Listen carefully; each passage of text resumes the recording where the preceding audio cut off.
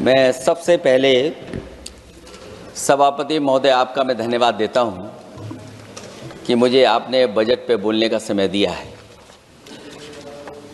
मैं तीसरा सदस्य इस पे बोल रहा हूं। मैं भी में से पूर्व कांग्रेस पार्टी के नेता माननीय शशि थरूर जी जो बात कह रहे थे, उन्होंने बहुत सारे आंकड़े दिए हैं। सभापति महोदय, वही मिलते जुलते आंकड़े हमारे पास भी हैं। जब कभी जवाब आए तो शायद उन आंकड़ों का जवाब भी आए। और जब वो अपनी बातों को ख़त्म कर रहे थे तो वो एक शेर पढ़ के गए हैं। मिर्ज़ा गालिब का एक शेर पढ़ के गए हैं सभापति महोदय। सभापति महोदय, यही शेर अगर बीजेपी को पढ़ना होता तो बीजेपी कैसे पढ़ती? अगर यही शेर बीजेपी को पढ़ना पड़ता तो वो पढ़ते कि हमको मालूम है स्वर्ग की सच्चाई, लेकिन दिल को बहलाने के का गालिब ये ख्याल की जगह सोच अच्छा है। सभापति महोदय, यही फर्क है। सबका साथ, सबका विकास। सभापति महोदय, बोलने से पहले मैं जब बजट को देख रहा था और अक्सर सरकार को पिछले कई सालों से चलता हुआ मैं देख रहा हूं, मैं कहना चाहता हूं, क्यों झूठे ख्यालों में दिन रात करें, जो बनाते हैं हवा में बातों के महल, आओ उनसे कुछ जमीनी बात करें। सभापति महोदय, बजट आने से पहले और बजट आने के बाद पूरा देश और पूरे देश में ये बहस चल रही थी कि अमेरिका को लेकर के डील होने जा रही है। सभापति महोदय, मुझसे पहले अभी जो भारतीय जनता पार्टी की माननीय सदस्य बोल रही थी, और भारतीय जनता पार्टी का ये पक्ष है कि हम लोगों ने दुनिया में बहुत सारे देशों से फ्री ट्रेड एग्रीमेंट कर लिया है। सभापति महोदय, मैं भारतीय जनता पार्टी की सरकार से जानना चाहूँगा, अभी कितने देश और बचे हैं जिससे आप फ्री ट्रेड एग्रीमेंट नहीं कर पाए हैं? कुछ ऐसे भी देश बचे होंगे शायद जिनसे आपकी इच्छा होगी कि हम फ्री ट्रेड एग्रीमेंट कर लें। और सभापति महोदय, का फ्री ट्रेड एग्रीमेंट हो भी जाते हैं, जो लोग कभी रुपए के बारे में बहुत चिंता करते थे, कभी कभी उम्र से, कभी कभी दूसरे लोगों के उससे जोड़ देते थे, इतने सब फ्री ट्रेड एग्रीमेंट होने के बाद और अमेरिका से डील नहीं ढील हुई है, उसके बाद हमारा रुपया कहां पहुंचेगा? और अगर यही डील होनी थी तो 11 महीने इंतजार क्यों कराया? अगर यही डील होनी थी सभापति महोदय, तो 11 महीने किस बात का इंतजार था? हमारे कारोबारियों को या हमारे जितने भी उद्योग से जुड़े लोग हैं, उनके साथ ये परेशानी क्यों?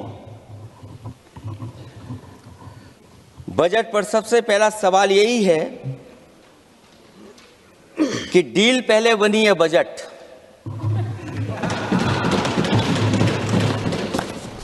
और बजट का हलवा यहां ज्यादा बटा के वहां। सभापति महोदय, स्वदेशी, आत्मनिर्भर, ये शब्द तो बहुत अच्छे लगते हैं, लेकिन जब डील हो गई है तो क्या इस बजट को लाने से पहले आत्मनिर्भरता और स्वदेशी को अपने अपने शब्दकोश से हटा दिया है, या इसको उल्टे अर्थ में विलोम शब्दकोश में डाल दिया है? और ये डील नहीं है जो हम आप सब समझ पा रहे हैं, शायद सत्ता पक्ष के लोग ये नहीं समझ पा रहे होंगे, लेकिन पूरा देश समझ रहा है कि हमने अपना बाजार एक बार और खोल दिया है। $500 बिलियन का व्यापार एक तरफा, हमारे आत्मनिर्भरता कहां जाएगी? स्वदेशी नारा हमारा कहां जाएगा? हमारे देश की जनता भाजपा से कह रही है कि जहां तक हमें मालूम है डील एक तरफा नहीं होती है। क्या ये बनी वहां पहुंची यहां जहां जैसे कोई एक पक्षी मान रहा हो? जनता भाजपा से यह भी जानना चाहती है कि 0 बड़ा के 18।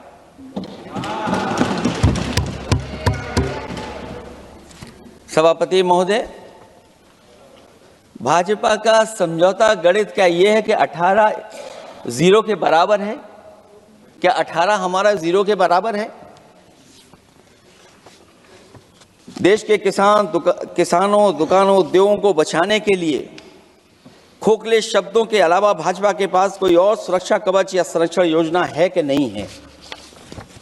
इसलिए मैं सभापति महोदय कहना चाहता हूं, ये बजट दिशाहीन है।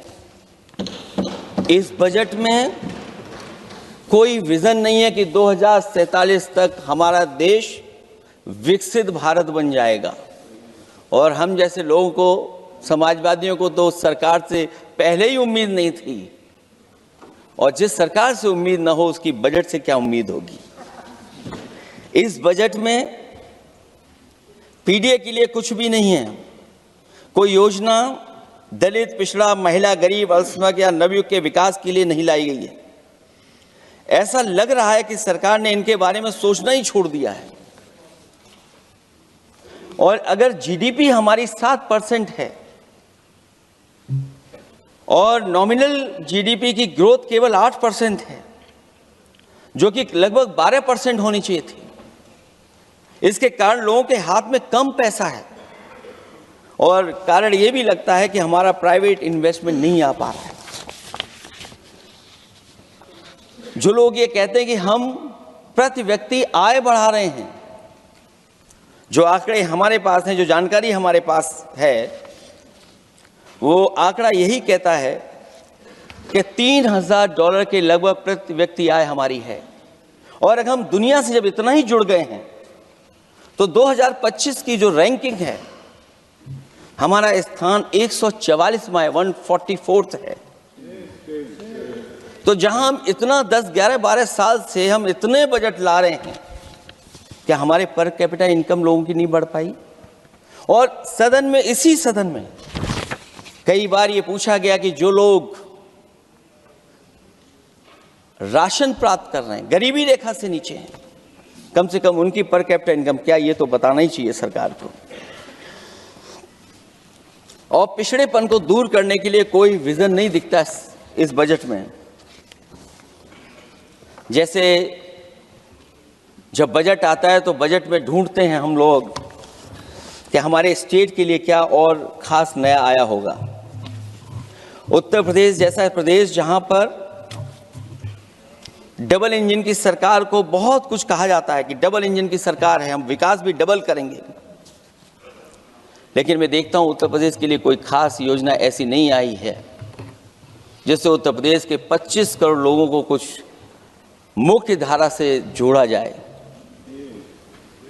वैसे तो बड़े बड़ी योजनाएं बताई जा रही हैं कि हमारे कई फ्रेट कॉरिडोर्स बन रहे हैं, वाटरवेज बन रहे हैं, एक्सप्रेसवेज बन रहे हैं, लेकिन उत्तर प्रदेश जहां से प्रधानमंत्री जी आते हैं, भविष्य में जो बनेंगे एक्सप्रेसवे, लेकिन भारत सरकार के बजट से कोई भी अभी एक्सप्रेसवे वहां पर नहीं बना। अगर कोई बना हो, नया बन रहा हो, बड़ा बन रहा हो तो बताएं। और जो बने भी हैं वो उस मानक, उस क्वालिटी के नहीं हैं जिस क्वालिटी के आज विकसित भारत के एक्सप्रेसवे होने चाहिए। जो लोग भ्रष्टाचार पे बड़े बड़े सवाल उठाते हैं, वो कम से कम अपनी सड़कों को देखें, अपने एक्सप्रेसवे को देखें कि उन्होंने क्या बना करके खड़ा इतने हजारों करोड़ रुपए खर्च करने के बाद। इनके सबसे पहले प्रधानमंत्री अटल बिहारी वाजपेयी जी, उनके नाम से कोई एक्सप्रेसवे बन रहा था। सभापति महोदय, हम लोगों ने अखबारों में पढ़ा, कई लोग स्टेटमेंट भी देते हैं कि हम एक्सप्रेसवे बना रहे हैं।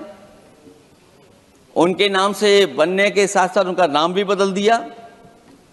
पहले वो चंबल एक्सप्रेस वे बन रहा था, फिर अटल जी के नाम से एक्सप्रेस वे बन रहा था। लगता है वो जमीन पर नहीं उतरा, वो केवल कागजों पे बन रहा था। तो ये तो एक्सप्रेसवे की बात हुई। सबसे बड़ा सवाल ये है कि किसान को लेकर के इन्होंने कहा कि किसान की हम आय दोगुनी कर देंगे। आज हमारा किसान इस उदारीकरण में कहां खड़ा है? जिस किसान को लेकर के पूरे देश के सभी राजनीतिक दल चिंतित रहते हैं, इस डील के बाद हमारे किसानों का हाल क्या होगा? और जब सब कुछ विदेश से ही आएगा तो हमारा किसान भारत में क्या उगाएगा, जमीन पर क्या उगाएगा और क्या बेच पाएगा? सभापति महोदय, सरकार ने बड़ा बड़ा बजट पेश किया, कहा कि हम एग्रीकल्चर इंफ्रास्ट्रक्चर तैयार करेंगे, एग्रीकल्चर इंफ्रास्ट्रक्चर से हम मंडियां तैयार करेंगे, बाजार तैयार करेंगे, एमएसपी लागू करेंगे। हमारे किसान जब काले कानून के खिलाफ लड़ रहे थे, बड़ी संख्या में जान चली गई, उसके बाद सरकार कहीं पीछे हटी और उन्होंने काले कानून वापस लिए।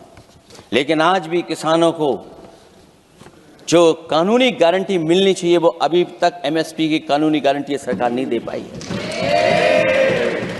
और जो 23 क्रॉप और हॉर्टिकल्चर क्रॉप और दूध को लेकर के सरकार दावा करती है कि हम सब्जियां इतना, हॉर्टिकल्चर क्रॉप्स हमारी इतनी ग्रो कर गई हैं, हम दुनिया में इतना पैदा कर रहे हैं।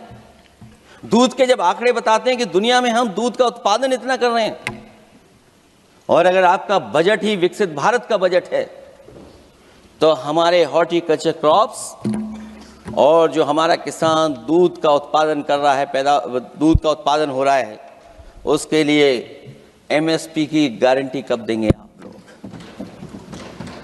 और गारंटी हम लोग इसलिए मांग रहे हैं क्योंकि उसको घर कैसे बनाएगा, घर कैसे चलाएगा, अगर उसको लाभ नहीं मिलेगा, बच्चों को कैसे पढ़ाएगा, अपनी बेटियों को हंसी खुशी विदा कैसे कर पाएगा?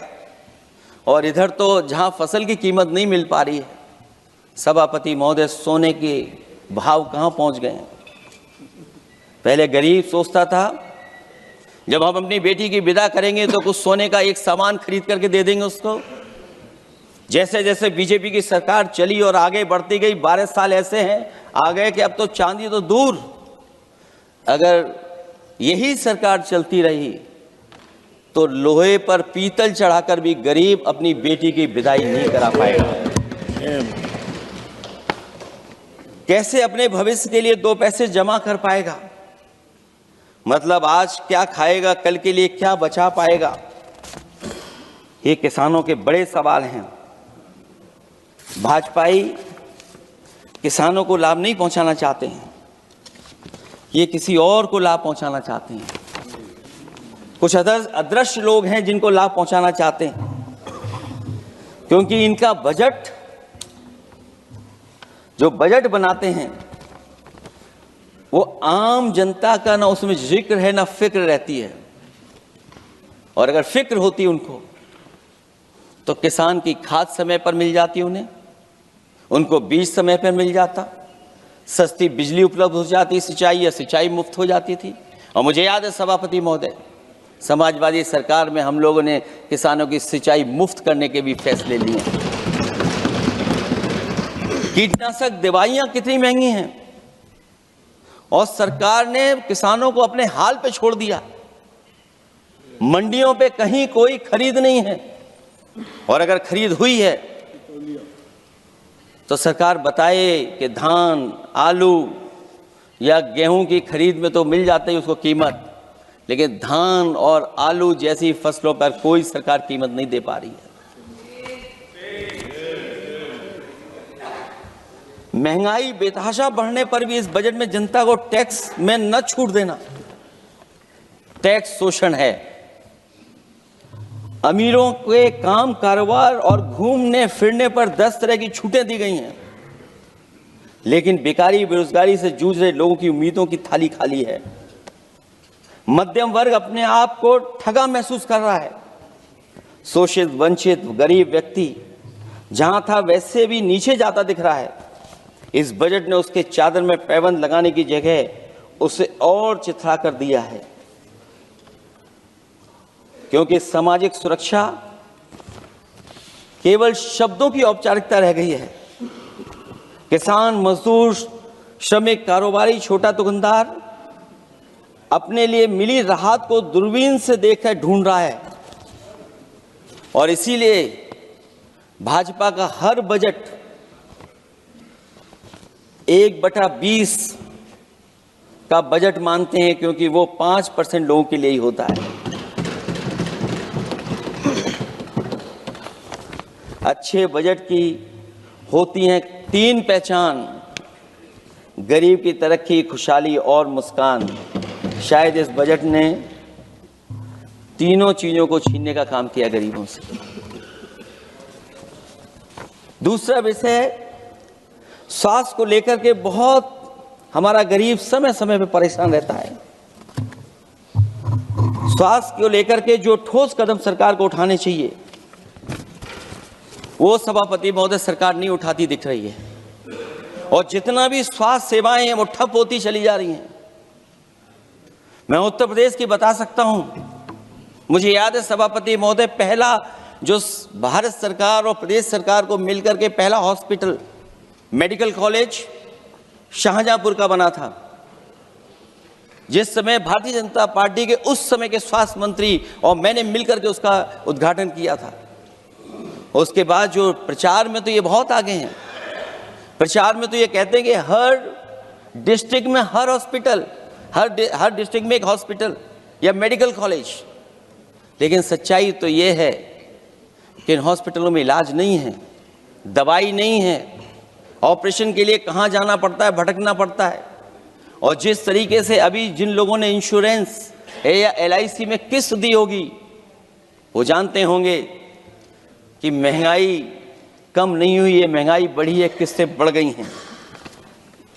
उदाहरण के लिए दिल्ली के एम्स के लिए 5,600 करोड़ रुपए, और आयुष्मान भारत के लिए पूरे देश के लिए सरकार ने जो बजट रखा है वो 4,700 करोड़ रुपए है।